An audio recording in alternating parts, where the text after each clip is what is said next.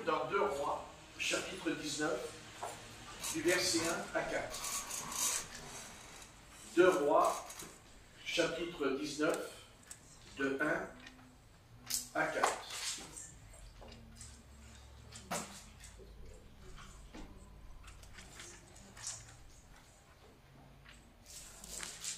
Deux Rois, 19,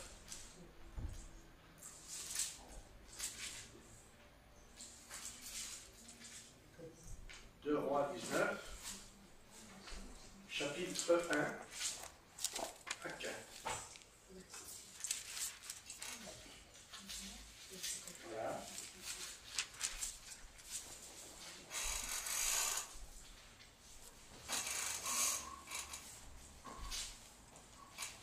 Voilà.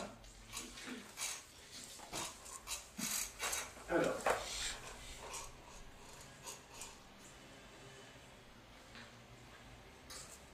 Il nous est dit, lorsque le roi Ézéchias eut entendu cela, il déchira ses vêtements, se couvrit d'un sac, et il alla dans la maison de l'Éternel.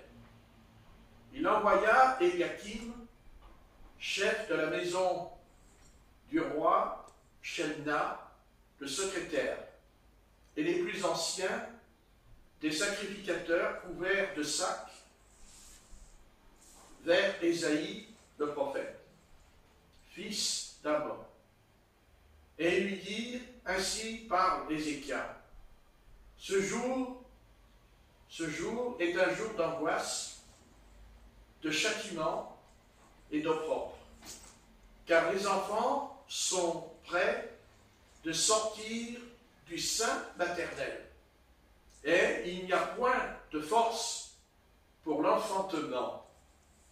Peut-être l'Éternel, ton Dieu, a-t-il entendu toutes ces paroles de Rabshaké que le roi d'Assyrie, son maître, a envoyé pour insulter au Dieu vivant.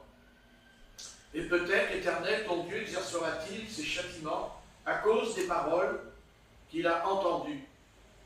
Fais donc monter une prière pour le reste qui subsiste encore. Amen. Amen. Donc, nous allons retenir quelque chose dans ce passage.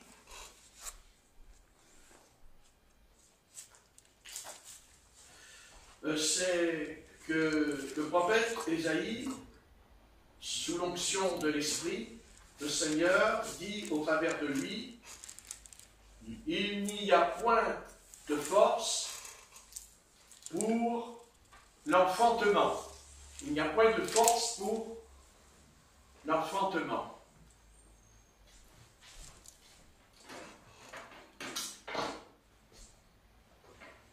Et il n'y a point de lumière pour éclairer l'Église. Voilà, c'est mieux. Ouais. Pas mieux, hein? Ouais. Voilà. Donc, il n'y a point de force pour l'enfantement. C'est important, l'enfantement. Mais une mère qui met au monde un enfant, nous on croit que c'est facile, mais ce n'est pas simple. Parce que la parole nous dit qu'il faut avoir de la force, il faut une force pour enfanter. Donc, il n'y a point de force pour l'enfantement. Il n'y en a pas. Comme aujourd'hui, nous constatons que tout ce qu'on essaye de faire, tout ce qu'on essaye d'entreprendre, on a l'impression qu'on n'arrive plus à enfanter. On n'enfante plus. Et même sur le plan humain, nous savons que le président de la République a dit que nous avons un problème dans notre pays de France pour avoir des enfants. Mais c'est bien beau d'avoir des enfants, mais faut-il encore moyens de s'en sortir, leur donner un avenir. Amen. Et je pense que ce qui se passe aujourd'hui, il semblerait que tous ceux qui essayent de protester n'arrivent pas. On a l'impression que justement, comme une femme qui enfante, ils n'arrivent pas à enfanter le fruit de leur travail, le fruit de leur besogne tous les jours. Et c'est tout le peuple de France qui est atteint de ce malheur. Car une femme peut tomber enceinte, mais c'est pas parce qu'elle est enceinte que le bébé va venir. Le bébé, il peut mourir. Pourquoi? Parce qu'il n'y a pas de force. Et pour avoir de la force, il faut d'abord arriver à se nourrir convenablement. Et autrefois, eh bien, le peuple de France, les habitants de ce pays, ils pouvaient enfanter. Ils enfantaient parce que, quand ils travaillaient, eh bien, ils avaient des résultats. C'est, comment vous l'expliquer, c'est comme un arbre. Un arbre, eh bien, il produit des feuilles et il produit du fruit. Mais pourquoi? Parce qu'il a la force, il reçoit une force. Cette force, il reçoit une énergie qui s'appelle la sève, qui est dans le tronc. La sève, elle est dans le tronc. Et on sait que quand la sève descend en hiver, eh bien, les feuilles meurent et elles attendent le printemps pour qu'il y ait des bourgeons, parce que la sève, elle remonte. Et la vie éternelle ne consiste pas seulement dans une doctrine. C'est pas la doctrine. La doctrine, elle nous garde, elle nous protège. Elle nous protège d'abord des faux prophètes.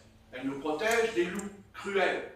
Elle nous protège des mercenaires qui voudraient, par leur enseignement, que nous enfantions leur bébé, pas le nôtre, leur bébé à eux. Mais nous, on ne veut pas un autre bébé, on veut le nôtre. C'est-à-dire, l'œuvre du Seigneur, qui est en nous, va produire une nouvelle créature, va produire une créature qui sera au départ un enfant. Mais cet enfant, il va grandir. C'est ce que dira l'apôtre Paul. N'est-ce pas? L'apôtre Paul explique aux Corinthiens, il dit aux Corinthiens, vous êtes encore des enfants, vous êtes encore au lait, parce que vous ne pouvez pas supporter la nourriture. Et c'est important de comprendre, et c'est là qu'on ne comprend pas trop, parce que nous allons lutter, nous allons combattre, nous allons aller travailler, pas seulement pour avoir de l'argent, mais pour pouvoir manger, pour pouvoir boire, pour pouvoir dormir, pour pouvoir récupérer en dormant. Mais si on ne mange pas, eh bien, on risque de maigrir. Et puis si on mange trop, on risque aussi de grossir. Il faut trouver l'équilibre. Mais il y a aussi une autre nourriture, et celle-là, cette nourriture-là, c'est la vie éternelle. Mais la vie éternelle, c'est la nourriture, et cette nourriture, eh bien, c'est le pain. Et ce pain, c'est la Bible. Amen. Que vous avez entre vos mains, c'est du pain. Mais ce pain qui est dans vos mains, que vous lisez, c'est comme si, quand vous lisez la Bible, c'est comme si vous mangez. Mais ce n'est pas une nourriture. Ce n'est pas une nourriture matérielle. C'est spirituel. Parce que nous n'arrivons pas à comprendre. Notre esprit n'arrive pas à comprendre. D'abord parce qu'on n'a pas été élevé comme les Juifs, quand ils viennent au monde, on les met tout de suite en contact avec la parole, avec la Torah. Amen. Mais nous, non. Nous, on est nourris de la nourriture du monde. On est nourris au travers des philosophes, la philosophie. On est nourris au travers des sages. On est nourris aussi au travers des guides, comme le yoga. Le yoga, c'est un guide. Mais cette nourriture va nous infecter, elle va infecter notre âme, elle va nous rendre malades. Malades. Et l'humanité, elle se soigne, mais elle ne soigne pas son âme, elle soigne que son corps. Elle prend soin de son corps. Et l'apôtre Paul n'a jamais dit le contraire. Au contraire, il a dit, celui qui ne prend pas soin de son corps, eh bien, c'est un péché. Il faut prendre soin de son corps. Amen. Mais il faut aussi prendre soin de son âme. Amen. Parce que cette âme, parce que notre corps, lui, il va aller dans la poussière, il va retourner dans la terre. Parce que quand on vient au monde, quand on est un bébé qui sort du sein maternel, eh bien, de toute façon, il ne le sait pas encore, mais sa destinée, son destin, c'est la tombe. La fin du parcours, le chemin que nous parcourons, c'est pour aller au cimetière. Ça, c'est une demeure où on ne paye plus. On ne paye plus d'impôts. On ne paye plus rien. C'est ceux qui restent qui payent. Pour vous mettre du marbre. Et à quoi ça sert de mettre du marbre puisque vous êtes mort. Mais bon. L'homme a toujours besoin de mettre un masque sur lui. Il a toujours besoin de se déguiser. L'homme a toujours besoin de paraître. Mais le Seigneur ne nous appelle pas à paraître. Il nous appelle à être. Amen. À être, mais comment? À son image et à sa ressemblance. Amen. Donc Dieu a mis en nous son image, c'est-à-dire qu'il a mis en nous un organe, parce que nous avons des organes. Voyez? Mais il y a un organe où on n'arrive pas à saisir. C'est l'âme. Pour nous, l'âme, on a l'impression que c'est quelque chose d'abstrait, l'âme. Mais non. L'âme, notre âme est encore plus importante que notre corps. Autant notre corps a besoin de boire et de manger pour vivre, mais notre âme, si elle ne mange pas, si elle ne boit pas, alors comment elle mange? Bien, c'est en lisant, en méditant la parole.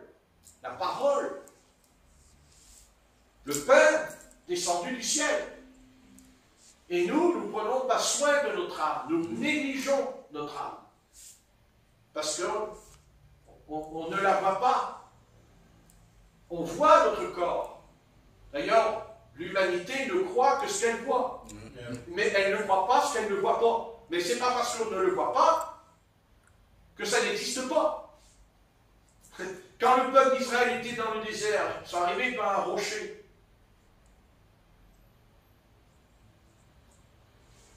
Ils ont tapé sur le rocher. Peut-être que même des enfants se sont amusés autour du rocher. Mais ils ne savaient pas qu'il y avait de l'eau dedans.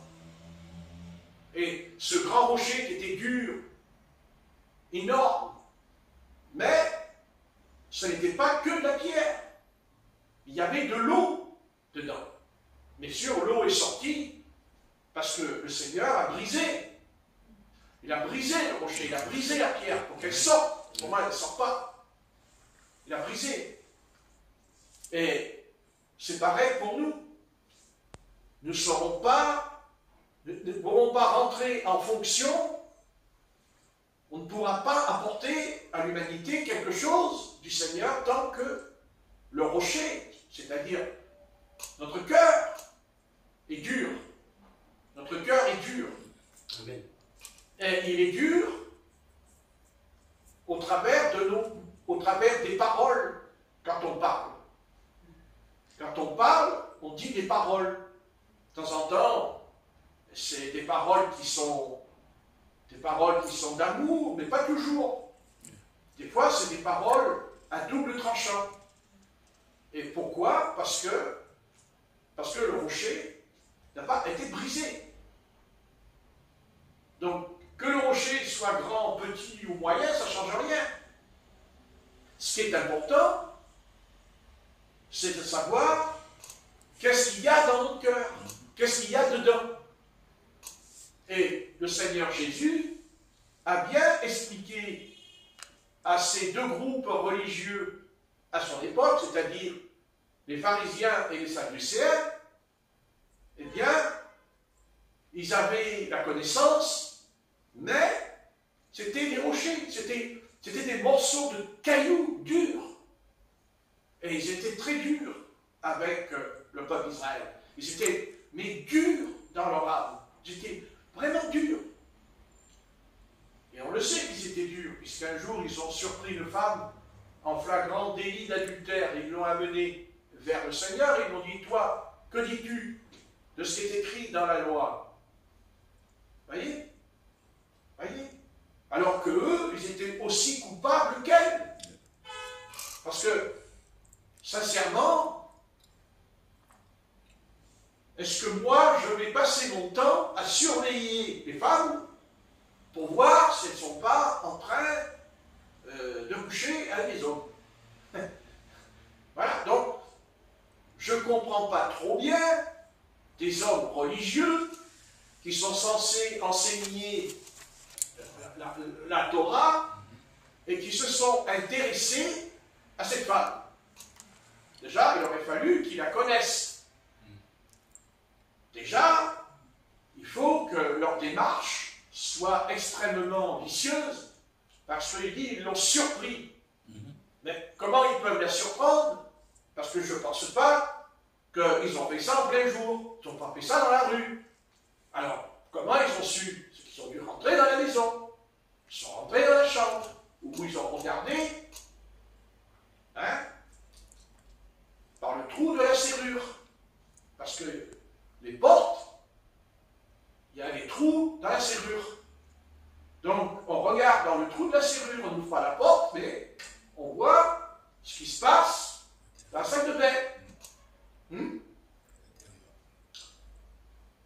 Et c'est ce qu'on fait, nous aussi, avec les frères et les sœurs en Christ. On veut savoir, on veut être curieux. Alors, on n'a pas le courage de leur dire, non, on regarde dans le trou de la serrure, on regarde ce qui se passe. Mais, quand on fait ça, eh bien, on prend une position qui ressemble beaucoup à Ève. Parce que Ève, c'est ce qu'elle a fait dans le jardin d'Éden. Parce que si elle n'avait pas mis son œil dans le trou de la serrure, ça ne l'avait pas fait, elle n'aurait pas pu voir, le fruit, parce que l'arbre, il était dans le jardin d'Éden. Et il y avait aussi l'arbre de vie. Les deux arbres, ils se voyaient. Mais, il y a une façon de voir. Il y a une façon de regarder. Comme il y a une façon de regarder son prochain. On peut regarder son prochain et on lui en veut. On lui dit rien, mais rien qu'en le regardant, on a envie de lui donner une bonne tapette. Ça la figure. Hein? Oui. Vous voyez? Et elle, c'est ce qu'elle a fait. Elle a regardé quelque chose que le Seigneur ne voulait pas. Que le Seigneur ne voulait pas. Et cette connaissance, parce que Dieu n'est pas contre la connaissance, dans la mesure qu'il faut que ce soit lui qui nous donne l'autorisation de regarder des choses. Quand on s'est converti, on a lu dans la Bible des choses, mais aujourd'hui, on les relit, mais on découvre dans le passage qu'on a lu il y a 20 ans ou 30 ans en arrière, on découvre aujourd'hui quelque chose qu'on n'a pas vu. Parce que Dieu nous a fait mûrir, nous a amenés à la maturité pour voir dans la vie. Car ce que nous voyons aujourd'hui aurait pu être nuisible il y a 20 ans en arrière. Parce qu'on ne donne pas de la viande à un bébé. On lui donne du lait. Mais il faut commencer déjà à le boire, le lait. Parce que si on ne boit pas de lait, on ne va jamais devenir un homme. On va être rachitique. C'est-à-dire qu'on sera un homme, mais notre corps, quand il aura 30 ans, il sera un corps d'enfant. Et c'est ce qui se passe aujourd'hui dans l'Église du Christ. L'Église de Christ, elle a la parole. L'Église de Christ, voilà, elle a la parole, tout, mais, elle n'enfante pas, elle n'arrive pas à enfanter. Ensuite, vous savez que la parole, l'apôtre Paul nous parle il parle que la femme enfante dans la douleur. Si on est enfanté par le Saint-Esprit, il y aura des douleurs. Et il y aura même des douleurs corporelles, parce que elles font partie de notre nouvelle naissance. Amen. Je ne dis pas que tout le monde aura les mêmes douleurs. Mais Dieu, des fois, il permet la souffrance, il permet la douleur. Mais, attention, il faut que cette douleur vienne de lui. Amen. Parce que les démons, eux aussi, ils peuvent nous faire souffrir. Ils peuvent mettre en nous des douleurs, des souffrances mentales, psychiques, mais aussi corporelles. Et comment on sait que c'est le démon qui nous fait souffrir? Parce qu'il n'y a pas de fruit, il n'y a pas de résultat. Amen. Vous comprenez? Il n'y a pas de résultat. La souffrance qui est produite par Satan, la souffrance qui vient des démons, cette souffrance-là, elle est négative. Elle ne nous apporte rien. Et on ne grandit pas non plus. Maintenant, il y a la souffrance de Jésus-Christ, mais la souffrance de Jésus-Christ, elle nous met en communion avec les souffrances de Christ. Amen. On est en communion, pas seulement en communion par exaltation, mais par la souffrance, on partage. Mais si c'est Christ qui partage avec nous sa souffrance sur la croix, elle ne sera pas négative. Elle portera du fruit. Amen. Et si elle ne porte pas de fruit, eh bien, cette souffrance vient des puissances des ténèbres, vient des mauvais esprits. Mais le Seigneur, il a pris soin, et ça, voilà, c'est pour ça que le Seigneur dit, en mon nom, vous chasserez les démons. Vous chasserez les démons. Et quand le Seigneur nous dit, nous chassons les démons, c'est pas simplement pour montrer au monde que nous avons une puissance spéciale. Non, c'est surtout pour nous guérir, pour nous délivrer, justement, nous délivrer, pour que nous puissions enfanter, être enfantés. Vous voyez? Mais un enfantement ne peut pas, si la femme met au monde un enfant et qu'elle ne souffre pas, cet enfant sera négatif plus tard. Ça n'ira pas pour lui. C'est par la souffrance que l'enfant va aimer sa mère. Il va l'aimer parce que lui, quand il sort, il sait, lui. Lui, il le sait. Il ne peut pas l'expliquer, mais il sait dans son subconscient que sa maman a souffert. Et c'est pour ça que quand il grandira, eh bien, il va l'aimer de plus en plus. Conscient ou inconsciemment, il l'aimera. Parce qu'il y a eu la souffrance. Et c'est pour ça que Satan, la puissance de Satan est terrible dans cet âge, parce qu'on peut venir des enfants où il n'y a plus la souffrance, puisqu'ils sont nés dans une bassine. Vous voyez? Eh oui. Donc quand il sort, cet enfant, il n'y a pas la souffrance. La bassine, elle ne souffre pas. Quand on met la semence dans la bassine, elle ne souffre pas. Ce n'est pas un être humain. Alors que va devenir cet enfant? Dans quel état va être ce petit garçon, cette petite fille, plus tard? Eh bien, même ses sens sexuels vont être détraqués, vont être déformés sur les sens sexuels. Parce qu'il ne faut pas oublier qu'une conduite sexuelle va déterminer qui nous sommes. C'est pour ça que Dieu nous enseigne la sainteté. La sainteté, c'est en rapport avec la sexualité. Et Dieu nous fait comprendre qu'un enfant, et même bien plus grave que ça, un couple peut s'aimer, mais peut-être qu'ils ne s'aiment pas quand ils font l'acte. Parce qu'ils ne sont pas une seule chair. Parce que l'homme considère son épouse comme un objet pour satisfaire ses passions, ses désirs. Heureusement que tous les couples ne sont pas comme je le dis. Ce serait terrible. Bien qu'on en prend le chemin, ce genre d'humanité. C'est pour ça que l'apôtre Paul dit qu'à la fin des temps, les gens seront irreligieux, qui n'auront même plus de sentiments, dit l'apôtre Paul.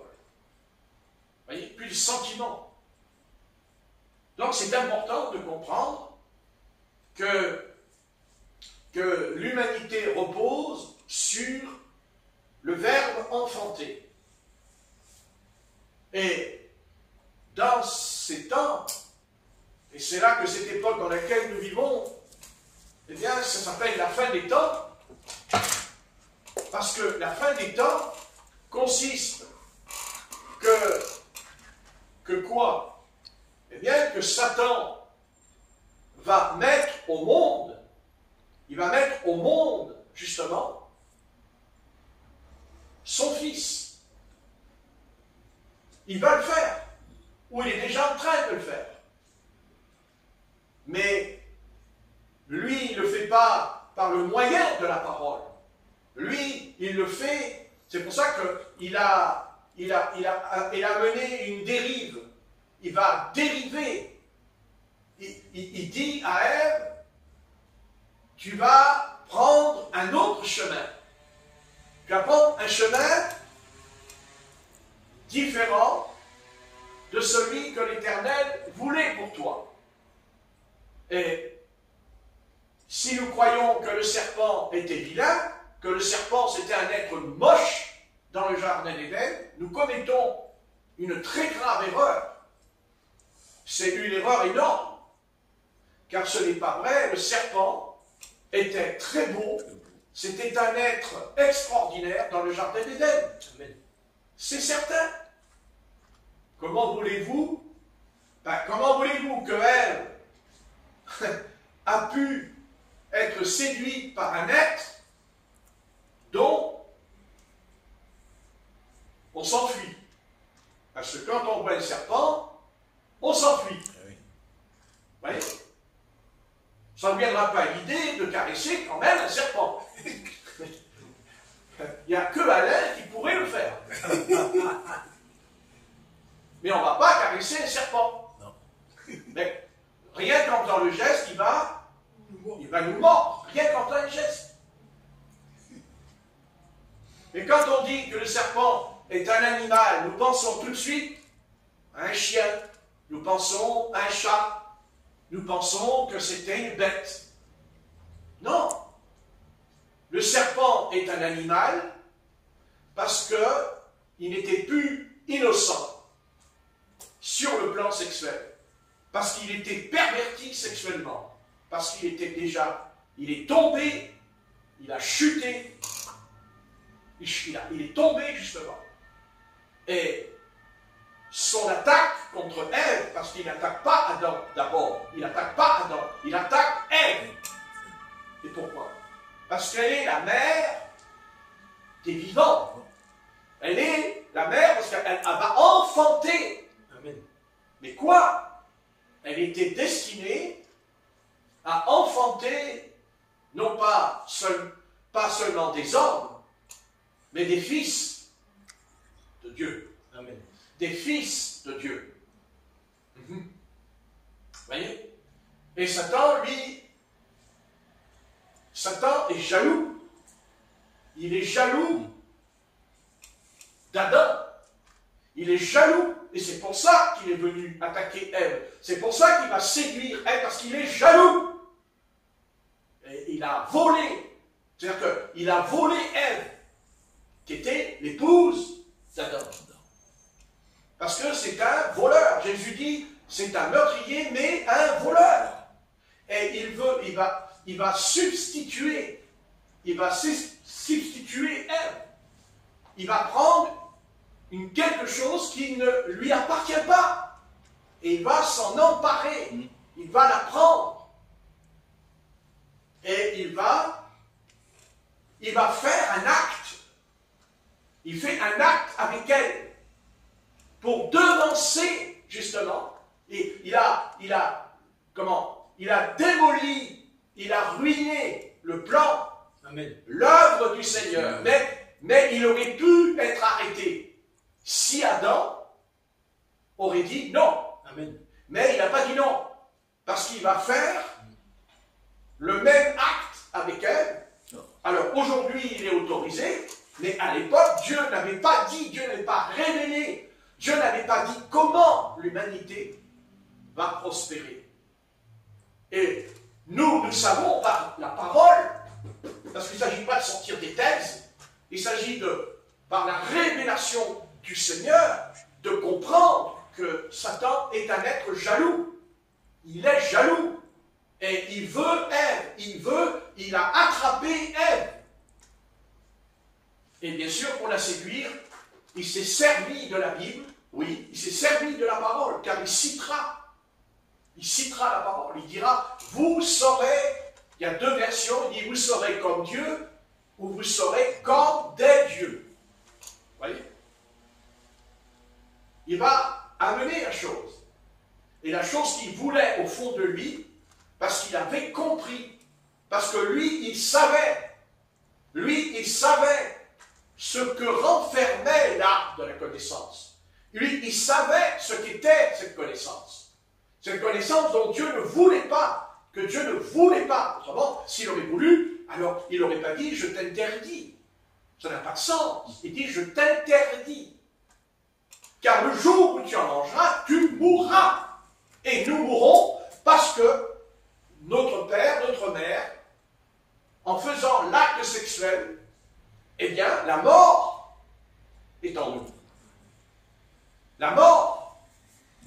Car nous venons au monde pour mourir. On meurt. Parce que ce n'était pas le plan du Seigneur.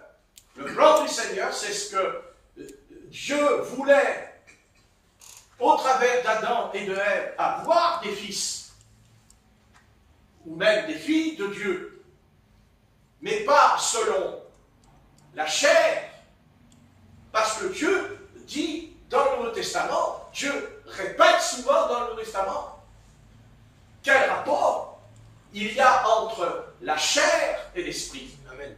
La chair, c'est quoi la chair? C'est les passions. C'est les passions, les désirs de la chair. Et Dieu voulait des fils et des filles. Son plan, c'est que Dieu voulait remplir la terre de fils et de filles, puisqu'il a créé Ève. Donc, c'est qu'il voulait aussi des filles. Pourquoi il n'aura pas créé Ève? Vous comprenez ce que je veux dire? Voilà. Et Satan est un être jaloux. Et il a dit, Eh bien, on verra bien, parce que Ève, eh bien, je vais m'en emparer, et je vais amener c'est ce qu'il a voulu, et il a obtenu, et il obtiendra ce qu'il voulait. Mais d'abord par la séduction, parce qu'il fallait qu'il séduise. Il n'a pas forcé Ève, il ne l'a pas obligée à manger. Voyez, hein, comme dit les proverbes, telle est la femme adultère, qui mange et qui s'essuie la bouche, dans les proverbes. Vous voyez, elle s'essuie la bouche, telle est la femme adultère, qui mange, dit les proverbes. Donc, il dit, tu ne mangeras pas le fruit défendu. Vous voyez, on retrouve le verbe manger. Ne mangeras pas. Tu pourras manger de l'arbre de la vie. Tu pourras. C'est-à-dire que par l'arbre de la vie, Ève tombera enceinte, mais pas par la chair, mais par le Saint-Esprit. C'est pour ça que l'Éternel explique à Ève. L'Éternel va prononcer un verdict sur ce couple, il va punir le couple, mais il punit d'abord le serpent, puisqu'il le punit, il le renvoie à la poussière, car il lui a dit, tu mangeras de la poussière, et tu ramperas. Vous voyez? Tu ramperas. C'est-à-dire qu'il est devenu un reptile. C'est un reptile. Il devient un reptile parce que Dieu lui a enlevé ce corps, car il avait un corps angélique. Il avait un corps d'un chérubin protecteur. Et Dieu lui a enlevé ce corps. Parce que, il lui a enlevé parce qu'il était déjà tombé. Puisqu'il dit, l'homme, il dit, l'animal le plus rusé. Mais en hébreu, il dit le plus intelligent. Le plus intelligent. Et quand il parle à Ève, il n'est pas sot. Il n'est pas sot, le serpent. Il n'est pas sot. Il dit, Dieu vous a caché. Il parle de Dieu. Et bien il dit, tu seras comme Dieu. Mais en vérité, il ne lui dit pas, tu seras comme moi. Ça, il ne l'a pas dit. Il lui a dit, tu seras comme Dieu. C'est-à-dire, au moment où tu croiras que tu es Dieu, en fait, tu seras comme moi, parce que moi, je me prends pour Dieu. Amen. Moi, je suis Dieu. Et Dieu, d'ailleurs, le dit, tu n'es pas Dieu, tu es un homme. Et il le précipite de la montagne sainte. Vous voyez? Et tout est là. Satan est jaloux. Il est jaloux de elle. Il va s'enticher avec elle. Il va la séduire, il va l'entortiller, il va l'envelopper pour ramener ce qu'il a toujours voulu, sa semence, sa postérité. Et c'est ce que l'Éternel dira à Ève. Ta semence écrasera la tête, mais la semence du serpent. Parce qu'il y a la semence du serpent dans la Genèse. C'est sûr. Et cette semence du serpent, eh bien, c'est Caïn.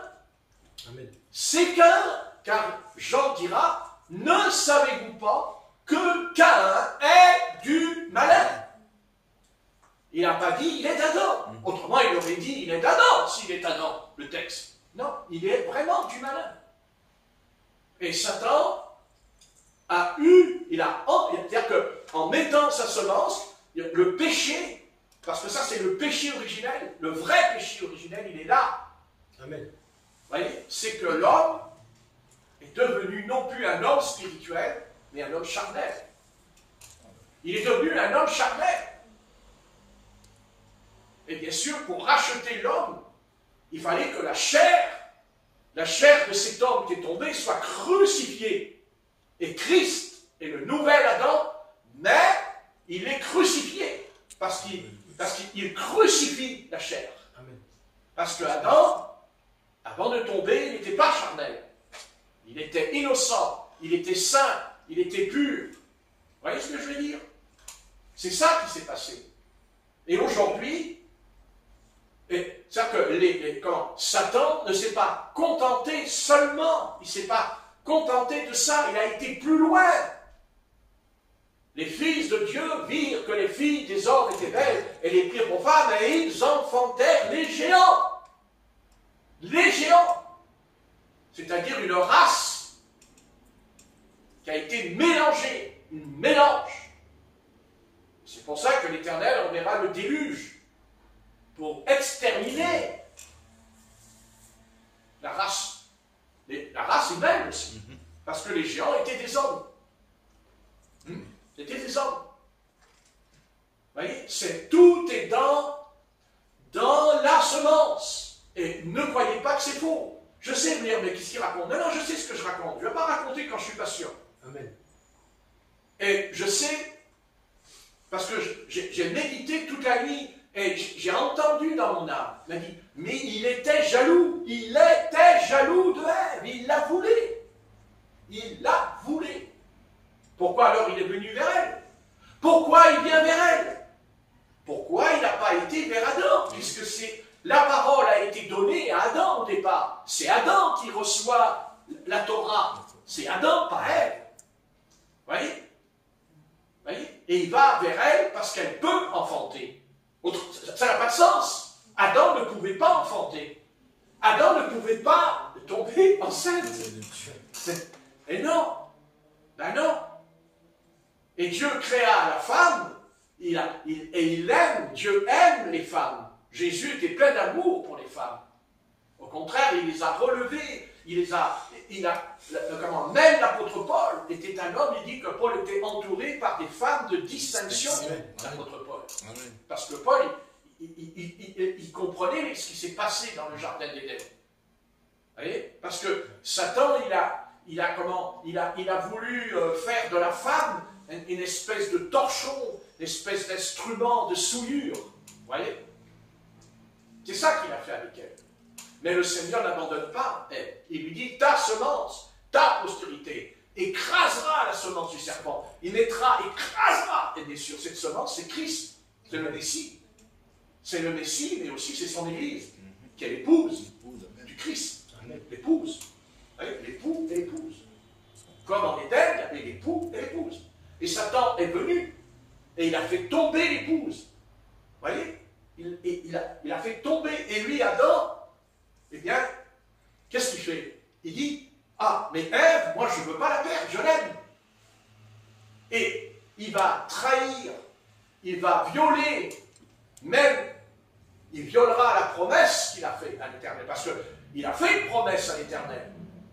Je ne toucherai pas, je ne mangerai pas le fruit de la connaissance du bien et du mal. Amen. Et là, il tombe, parce qu'il va entrer dans cette spirale, il va rentrer dans cette sphère. C'est-à-dire, il va devenir un homme passionné, il va être rempli de passion. Satan a transmis sa passion, Satan il a transmis son impureté, mais Ève, elle va transmettre à Adam, elle va lui donner, qu'est-ce qu'il dit? Il en mangea. Il lui en donna et il en mangea. Vous voyez? Il transmet la chose. Ça rentre dans sa chair. C'est-à-dire que lui, il n'avait pas le désir. Donc s'il en avait eu, alors expliquez-moi pourquoi ce n'est qu'au chapitre 4 de la Genèse qu'il est écrit Adam connut Ève, sa femme. Amen. Elle enfanta Caïn, et ensuite, en même temps, Caïn et Abel, en même temps. Donc elle avait deux jumeaux dans le ventre, Ève. Vous voyez? Mais qu'on me montre dans la Bible jusqu'au chapitre 4. Montrez-moi où il est écrit que Ève et Adam ont eu une relation sexuelle. C'est au chapitre 4. C'est-à-dire hors du jardin d'Éden. Puisqu'ils ont été chassés du jardin d'Éden au chapitre 4. Puisqu'ils ont été chassés au chapitre 3. À la fin du chapitre 3. Dieu, il chasse Adam et Ève d'Éden. C'est-à-dire du paradis. Vous voyez? Donc, ce n'était pas possible. Vous voyez, Adam et Ève n'ont pas pu rester, parce que cet acte-là qu'ils ont fait tous les deux, eh bien, il ne venait pas de la création de Dieu. Amen. Il ne venait pas de la création de Dieu. Parce que s'il venait de la création de Dieu, alors pourquoi Dieu, il a créé une nouvelle création? C'est-à-dire nous. Et nous, nous sommes nés de nouveau, pas par un acte sexuel. On a été enfantés. On est nés de nouveau. On est nés, et même on grandit dans cette nouvelle naissance. Amen. Et c'est, vous voyez, voilà. Et il fallait que le nouvel Adam vienne. Mais Marie n'a pas eu de relation sexuelle avec Joseph. C'est le Saint-Esprit qui est descendu dans son ventre, dans son sein, et va créer cet enfant, ce fils, pas n'importe lequel. Attention, pas son enfant. Jésus n'est pas son enfant. Amen. Non, non, non, c'est le Fils de Dieu. Amen. Il est Fils de Dieu. Et Jésus le dira à Cana, femme, qu'a-t-il entre moi et toi? Et sur la croix, il a dit femme. Vous voyez, il n'a pas dit mère. Amen. Il a dit femme. Parce que le Seigneur lui avait dit, une épée te transpercera le cœur. Amen. Vous voyez, pour lui rappeler, elle ne voulait pas l'accepter. Ouais. C'est normal. C'est normal, c'est le Saint éternel. Mais Jésus, lui, il va lui rappeler aux noces de Cana, en lui disant, femme, qu'y a-t-il entre moi et toi? Il veut dire par là, tu sais très bien, tu connais mon origine, tu sais d'où je viens, tu sais très bien que ce n'est pas Joseph qui m'a mis au monde, ce n'est pas sa semence qui est en toi, c'est la semence du Saint-Esprit qui est dans mon sein. Et c'est pour ça que Jésus est appelé Fils de Dieu, il est parfait. Il est parfait. Vous voyez ce que je veux dire? Et c'est pour ça que quand Ève tombe, elle tombe dans ce péché qui se développe de plus en plus. Et regardez, ce péché terrible de plus en plus.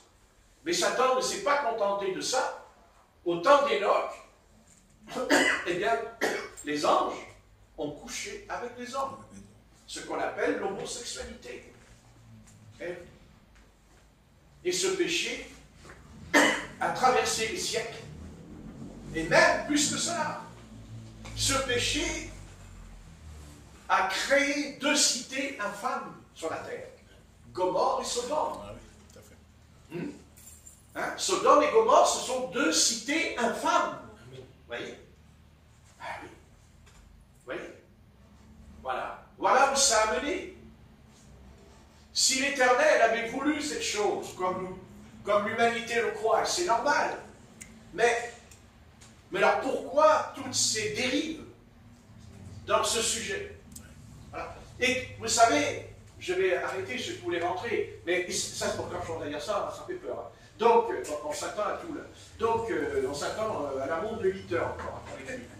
Mais écoutez-moi, Jésus dit, il dit dans l'Évangile, il dit, il y en a qui sont uniques pour le royaume de Dieu. Amen. Vous n'avez jamais lu ça? Vous avez lu? Amen. Il dit, il y en a qui sont uniques, il y en a qui le veulent de eux-mêmes.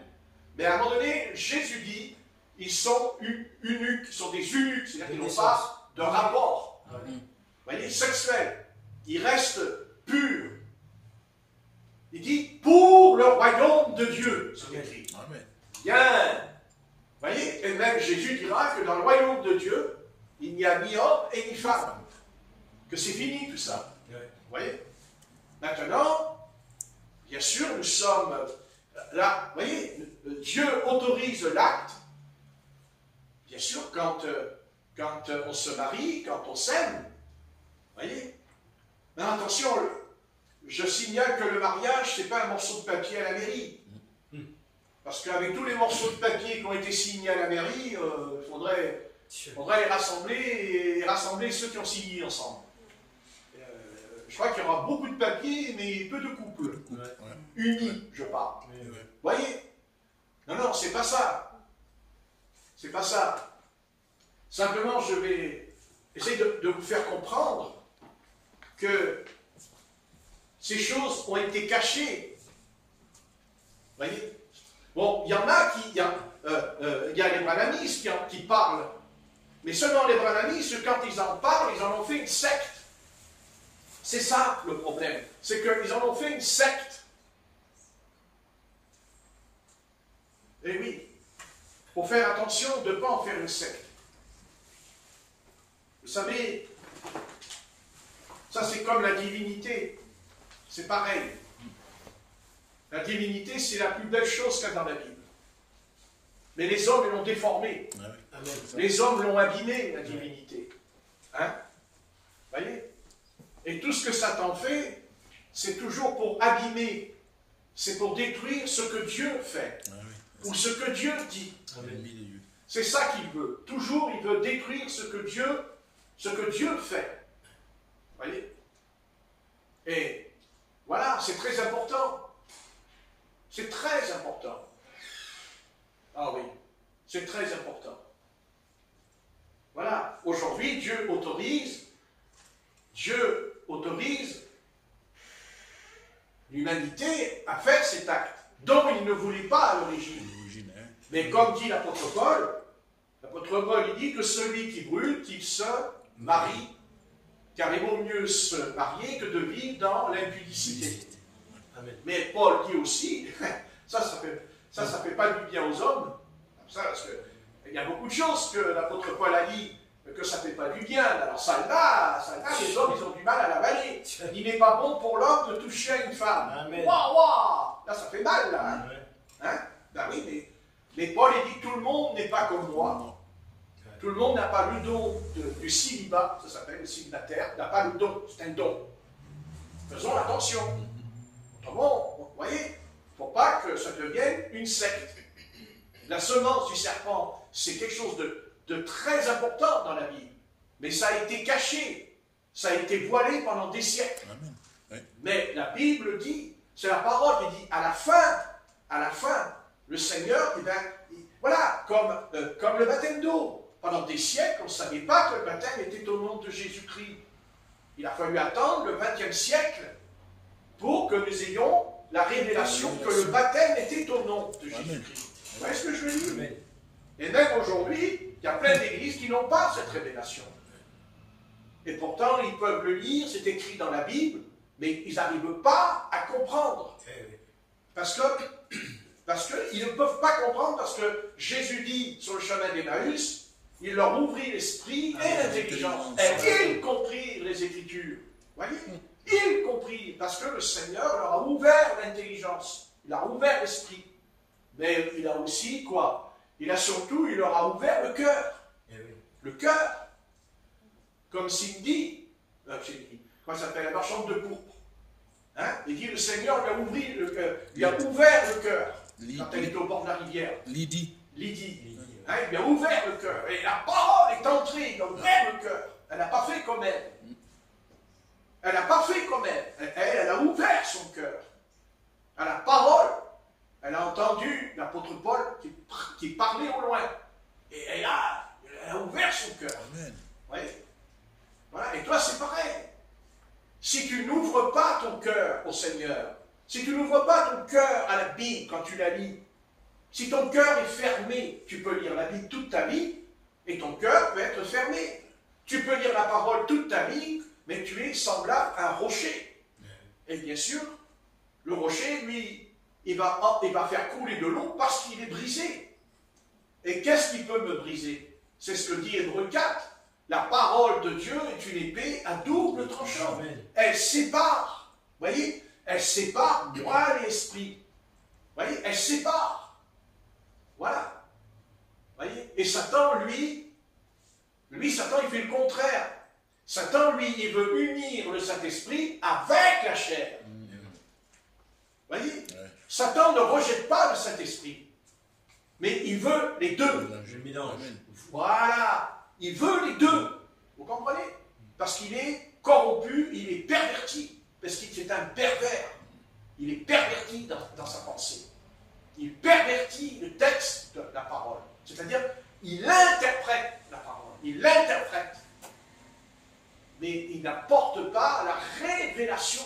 Comme je vous l'ai dit au sujet de l'apôtre Pierre, quand le Seigneur lui dit, c'est pas la chair et le sang qui t'ont révélé ces choses. C'est mon Père qui est dans les lieux célestes.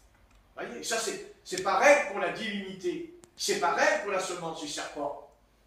Il ne faut pas recevoir ça par un intellect. Ce n'est pas votre intelligence qui doit capter ces choses. Vous voyez? c'est vraiment Dieu qui peut nous faire comprendre. Comme Dieu m'a dit tout à l'heure, j'ai vraiment entendu. Je suis un peu fou des fois, je dois l'admettre. Ça ne me dérange pas. Vous voyez? D'ailleurs, l'apôtre Paul, il dit qu'il était fou pour le Christ. Pour le Seigneur, ouais. Il y a un deuxième, peut-être la troisième, même, quatrième ici. Amen. Hein? Bah oui, il y a la folie du monde et la folie de Dieu aussi, c'est écrit. Amen. Donc, je sais que ça, pour les dénominations, pour les organisations religieuses, pour eux, c'est une folie, ça. Ils vont dire, mais qu'est-ce qu'ils racontent?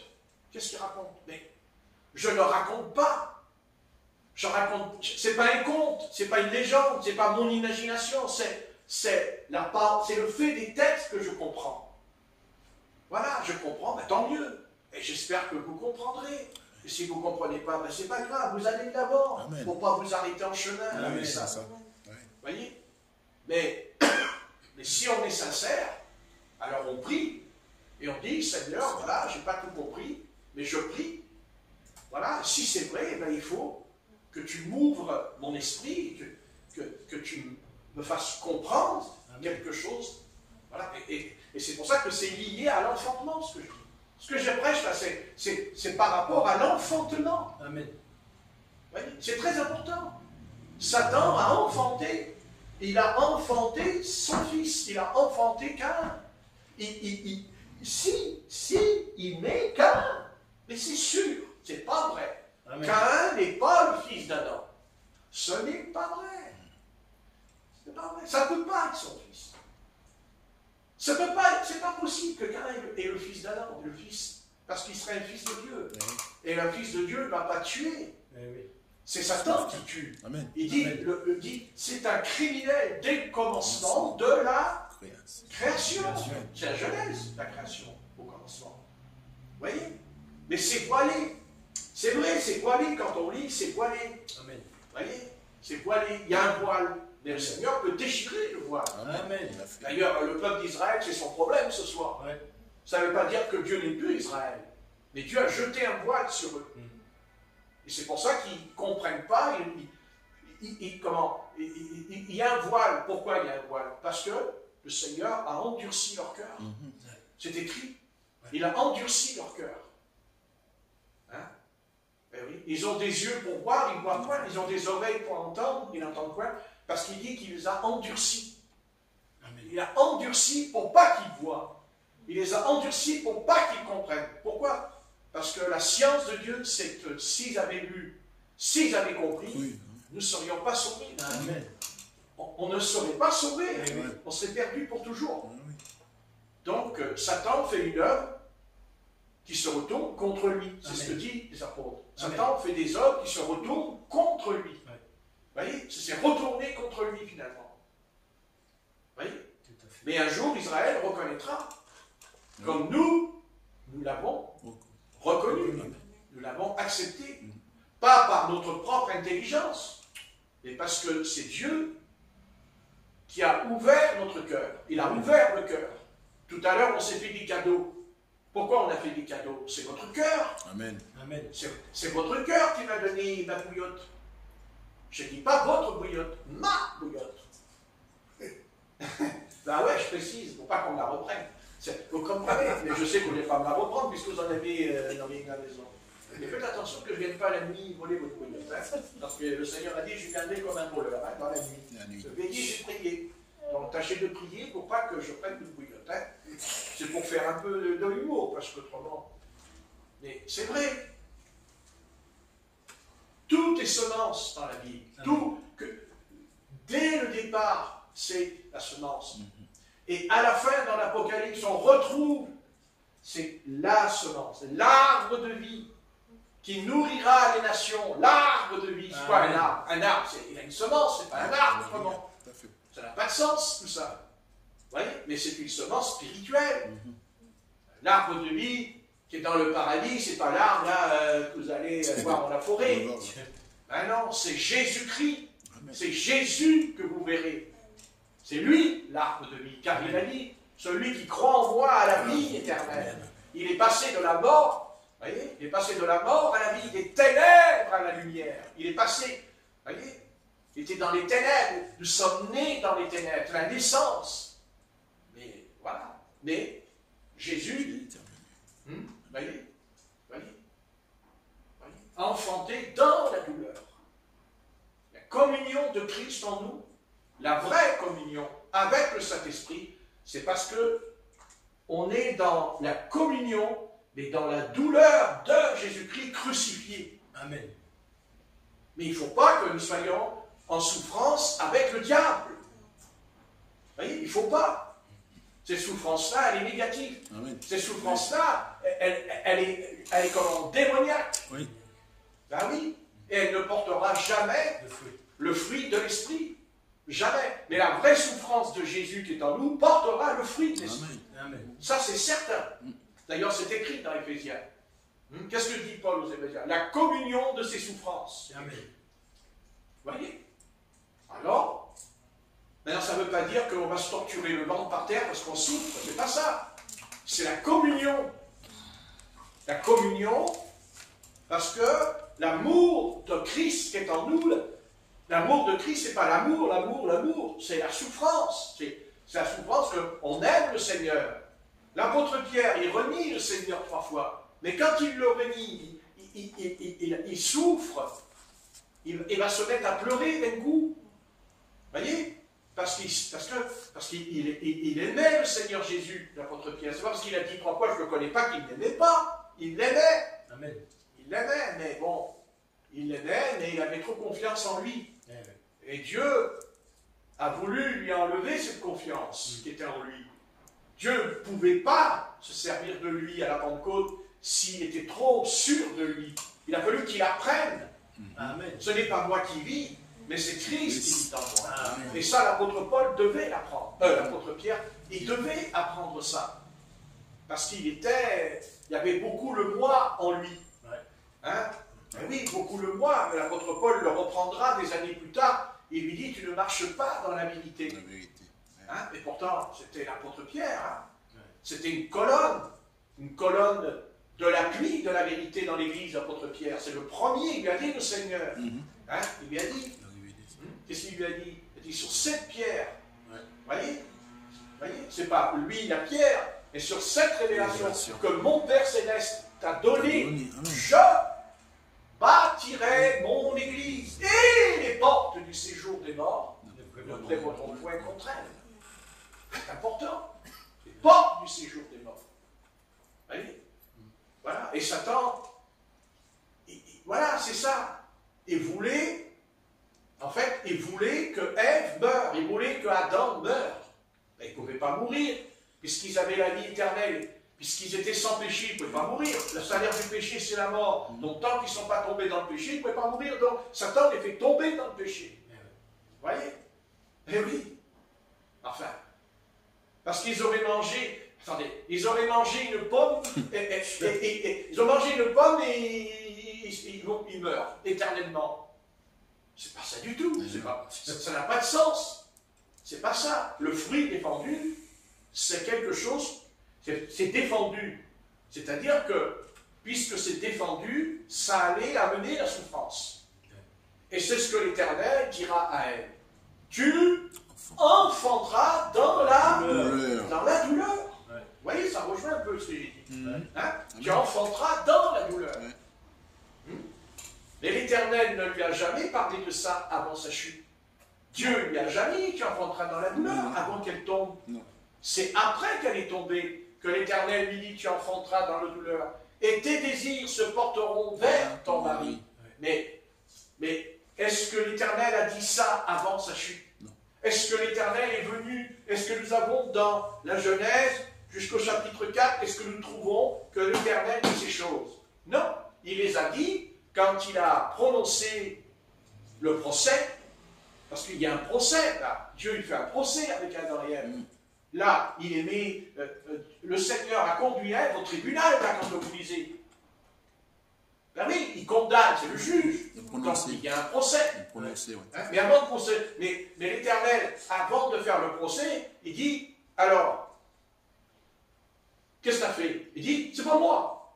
C'est pas moi. Vous voyez? C'est pas moi. Vous voyez? Eh bien, la punition aurait été moins sévère si Adam avait dit, oui, c'est moi. Amen. s'il avait été sincère et qu'il aurait dit à l'Éternel, je suis responsable, je suis coupable, et non pas Ève. Il a fait reposer sur Ève, il s'est déchargé sur elle de sa responsabilité. Et elle se débarrasse de sa responsabilité, elle la met sur le serpent. Elle dit, le serpent qui est auprès de moi m'a séduit. Vous voyez? Et l'Éternel a dû lui dire, il t'a séduit parce que tu l'as voulu. Puisque tu lui as dit, c'est toi-même qui lui as dit, mais l'Éternel nous a dit de ne pas manger le fruit de l'arbre de la connaissance du bien. C'est elle qui le dit. C'est elle qui le dit. Donc elle ne peut pas dire qu'elle ne savait pas, puisqu'elle dit Dieu nous a dit. Bon, il faudrait. Donc, quand elle dit Dieu nous a dit, mais Dieu l'avait déjà dit à Adam avant qu'elle vienne au monde. Donc c'est pas nous. C'est pas nous, c'est je. Ah oui. Donc Dieu a dû répéter après, quand il a créé elle, il l'a pas dit à Adam, il l'a dit aussi à Ève après. Puisqu'il dit Dieu nous a dit. Nous. Nous, c'est au pluriel. C'est le couple. Mais Adam n'a pas toujours été un couple. Et pourtant, Dieu lui a dit. Dans la Genèse au chapitre 2. Amen. Amen. C'est ça ou pas? Amen. Et voilà. Et savez très bien. Voyez? Et ce soir, c'est pareil pour nous. C'est pareil pour nous. Si nous avons péché, nous ne devons pas, non, si on a péché, on doit se responsabiliser. On doit dire, je suis responsable. Amen. Je suis responsable de ce que j'ai fait. C'est mal, c'est pas la gloire du Seigneur, mais je reconnais, j'admets, c'est moi qui suis responsable. Et je ne dis pas, ah, mais c'est la faute de l'autre. Ah, mais ouais, mais c'est l'autre, tu comprends, comme font beaucoup de frères. Oui, ouais, mais c'est la femme, ouais, mais la femme, elle m'a séduite, la sœur, elle m'a séduite, et tout le bazar. Hein? Mais oui, non, mais je sais ce que je raconte. Hein. J'en ai rencontré les pasteurs, moi, qui me disent, ah ouais, mais tu sais que c'est la femme, hein. C'est la femme, hein. C'est pour ça qu'on tombe, hein. C'est la femme. Non, tu tombes parce que tu as voulu tomber. La femme ne t'a pas obligé à tomber. Arrête ton cirque. Elle t'a pas obligé. Voilà, tu n'as qu'à poser tes yeux sur le Seigneur et puis tu ne tomberas pas. Amen. Là, c'est terminé, là. Hein? Le cirque, il s'arrête, hein, le théâtre. Donc, à un moment donné, il faut être sincère. Et il faut être juste et droit. Et je suis sûr que s'il avait été droit, Adam, s'il avait dit à l'Éternel, oui, c'est vrai, Éternel, j'ai péché, oh, c'est mal. Voyez? La seule chose qu'il a su dire, il a dit, je suis nu. Mais il ne se repent pas. Quand il dit je suis nu, il ne se repent pas. Il ne dit pas j'ai péché contre toi, Éternel, comme l'a fait David. David, il se repent. Mais Saül, il ne se repent pas. Mais David, il se repent. Il dit j'ai péché contre l'Éternel. Voilà, j'ai péché. Je suis coupable. Je suis responsable. N'est-ce pas? Voyez? Et quand il perdra son fils, eh bien, il ne conteste pas quand il meurt, le garçon.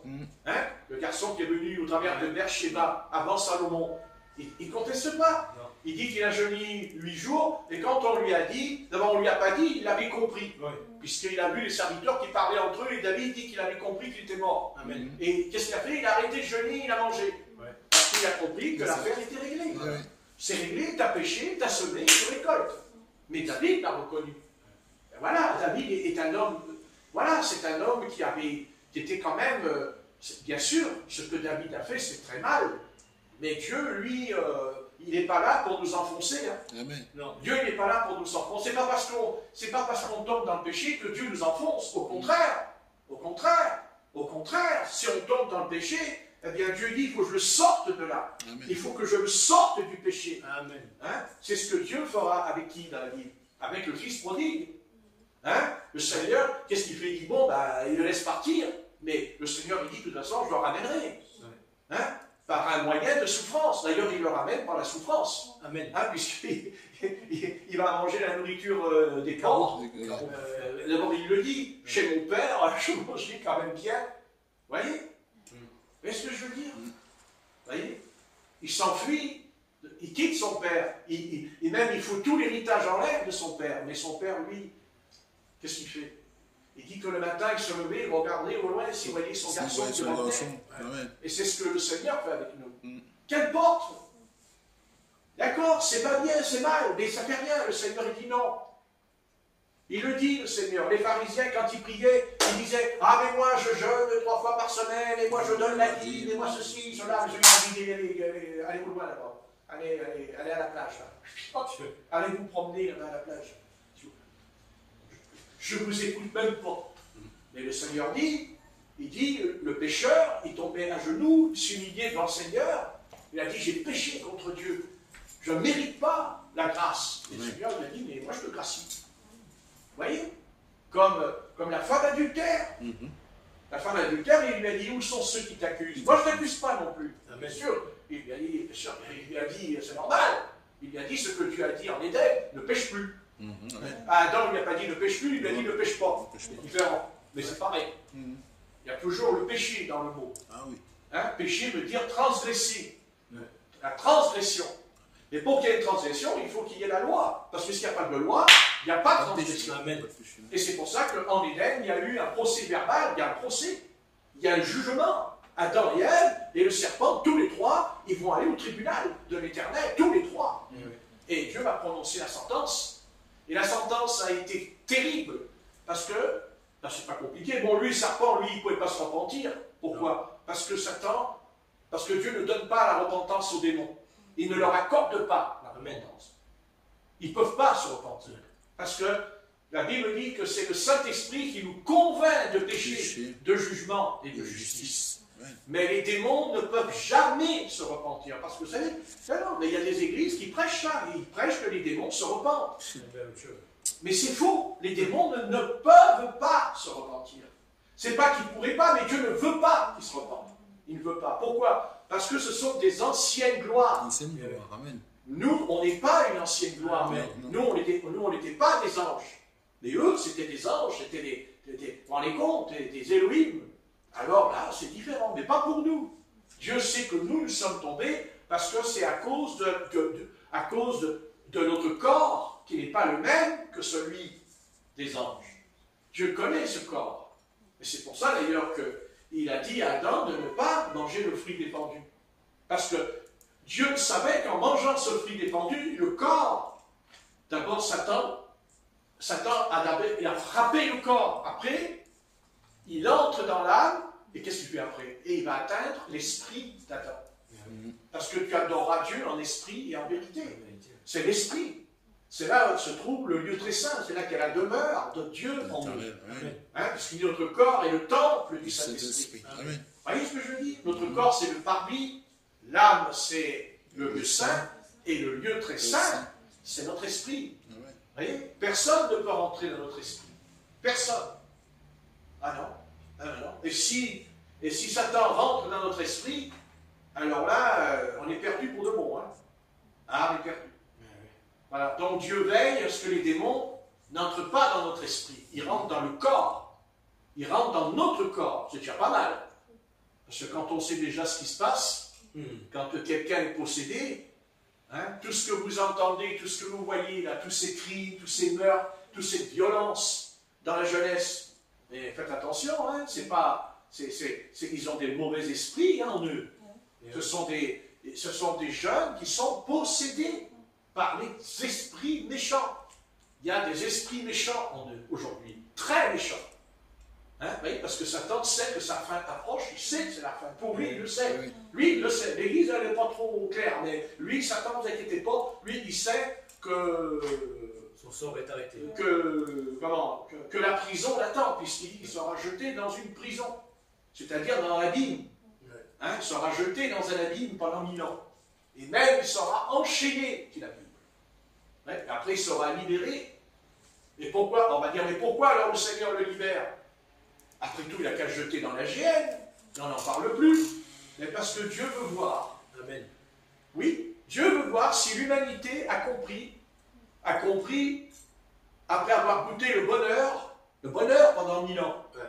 Après, on va goûter le bonheur énorme, c'est-à-dire Éden. C'est ça, Éden. Parce que quand le Seigneur va revenir au deuxième retour, quand il revient, il descend et il établit le royaume des cieux. Il établit le royaume sur la terre. voyez? Et Jérusalem sera la capitale du royaume de Dieu. Parce que toutes les nations, une fois par an, monteront à Jérusalem pour apporter les offrandes et les dîmes à la maison de l'Éternel. Vous voyez?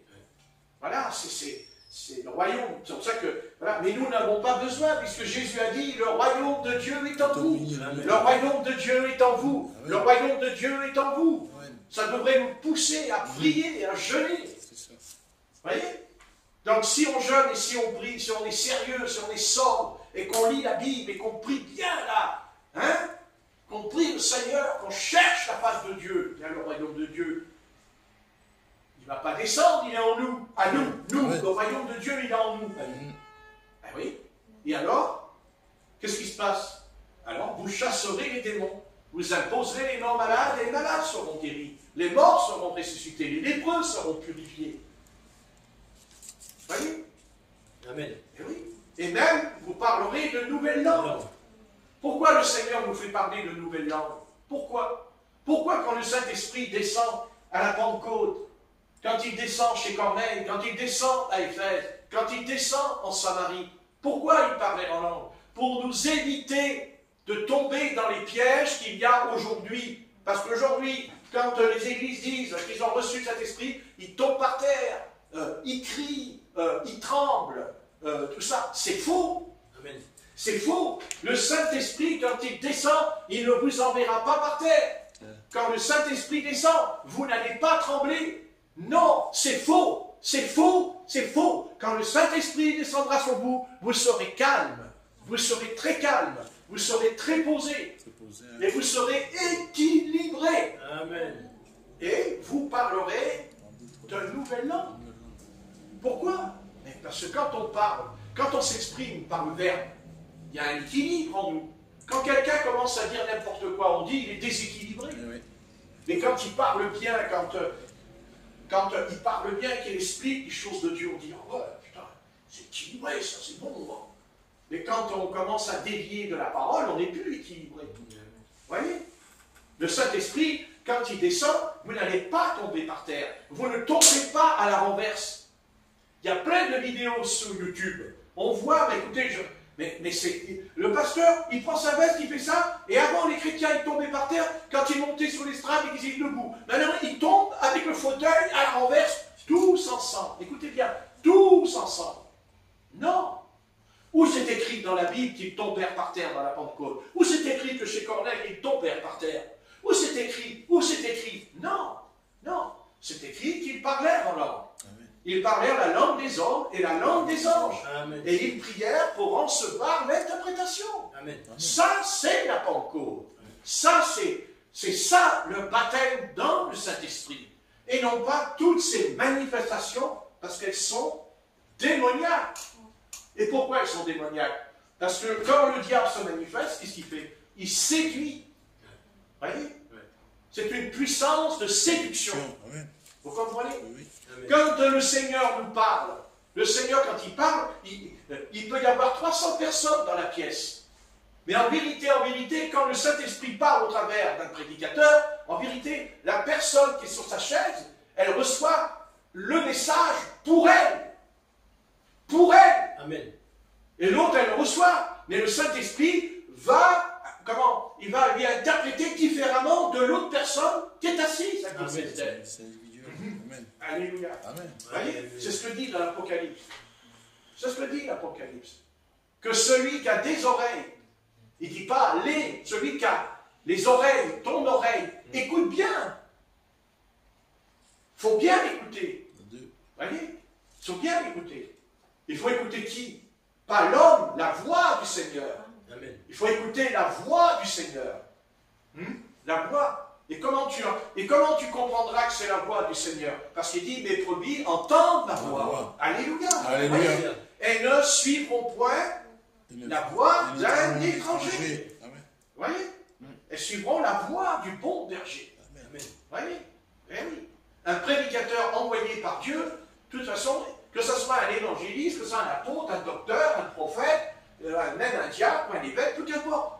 Sa stature sera d'être un berger. Voilà, ce sera un berger. Un berger, c'est celui qui aime les brebis, qui prend soin des brebis. Ça ne veut pas dire que le berger, il est parfait. Mais il aime les brebis parce que ce ne sont pas ses brebis. Ce n'est pas ses brebis. C'est les brebis du Seigneur. Le Seigneur, ouais. Ben oui. Tout à fait. Parce que dès l'instant où je vais dire, vous êtes ma brebis, je ne vais plus vous aider. Mais non, c'est pas possible. Mais parce que je ne peux pas vous aider. Mais non, je ne peux pas. Ah oui, je vous aime. Ah oui, bien sûr, je vous aime. Je peux aimer une banane. D'ailleurs, quand je mange une banane, oui, je l'aime, la banane, c'est bon. Je mange une orange. Ah ouais, elle est bonne l'orange. C'est pour ça que je l'aime. Mais quand je mange quelque chose que j'aime pas, je l'aime pas. J'aime pas. Alain, c'est ce qu'il fait, lui, dans sa vie. Alain, lui, il va au magasin, il achète ce qu'il aime. Ce qu'il est. Voilà. Alain, quand il va au magasin, qu'est-ce qu'il fait? Il y a plein de sardines, et bien il ne prend pas les sardines, il prend les maquereaux. Les gros. Il achète les maquereaux. C'est un expert en maquereaux. Enfin, pas les maquereaux Non. avec les femmes, attention. Voilà. Il prend ce qu'il aime. Pierre, il fait la même chose. Pierre, il va acheter quelque chose que Alain dira non, ça ne m'intéresse pas. Voilà, ça ne m'intéresse pas, c'est tout. Et pourtant, c'est quand même de la nourriture, oui ou pas? Voilà. Mais ça n'empêche pas que, quand même, qu'est-ce que je vais sortir encore? Que vos paroles soient salées. Ça savait.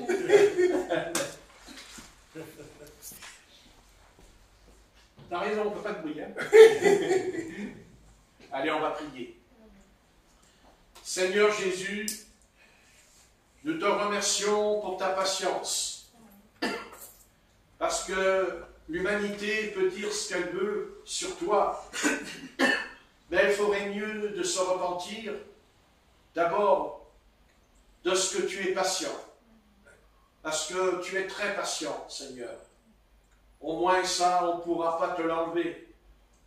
Et si les hommes se plaignent, eh bien nous leur répondons, ne vous plaignez pas trop, parce que le jour où la patience de Dieu s'arrêtera, là vous pourrez vous plaindre. Amen. Là vous pourrez regimber. Mais vous vous rebellez, et pourtant il est patient. Sa bonté, sa patience, son amour. Eh oui, le Seigneur, eh bien, il est comme ce Père qui est sur le perron de la demeure et regarde au loin si son garçon va venir ou va revenir. Parce qu'il y a ceux qui viennent et puis il y a ceux qui partent et qui reviennent dans le royaume des cieux. Il y a ceux qui sont mis dehors et puis il y a ceux qui rentrent. Il y a une sortie, il y a une entrée, car tu ne forces personne à entrer, pas plus que tu forces à rester. Ça, c'est l'homme, au fond de lui. C'est à lui, appartient à lui dans sa conscience, car tu as mis dans l'homme la conscience, c'est-à-dire le bien et le mal. Et un homme qui est correct, un homme qui est juste au fond de lui sans être converti, sait que ça c'est mal, et ça c'est bien ce qu'il fait. Et ce soir, nous voulons te prier. Nous n'avons pas besoin de cette science. Nous, le bien et le mal n'est pas une question est-ce que c'est bien ou est-ce que c'est mal. La question c'est est-ce que c'est la vie ou la mort. Amen. Quand je me conduis devant l'Éternel, quand je fais mal, eh bien je meurs. Et quand je fais bien, j'ai la vie. Mais l'adversaire est un être rusé. Et même si tu l'as déjà puni, parce que tu as puni l'adversaire en Éden, mais après tu l'as puni carrément sur la croix, puisque tu l'as dépouillé de sa force, tu lui as enlevé tout. Et s'il peut encore continuer, c'est parce que l'humanité le préfère à toi, parce que les hommes préfèrent le servir. N'as-tu pas dit que Satan est le Dieu de ce siècle? N'as-tu pas dit qu'il est Mammon? Et que tu as dit, est-ce qu'on doit servir de Dieu à la fois? Est-ce qu'on peut servir Mammon et Dieu? C'est-à-dire l'argent, le pouvoir. Et Seigneur, nous voulons que tu nous dépouilles de tout pouvoir charnel en nous, notre caractère,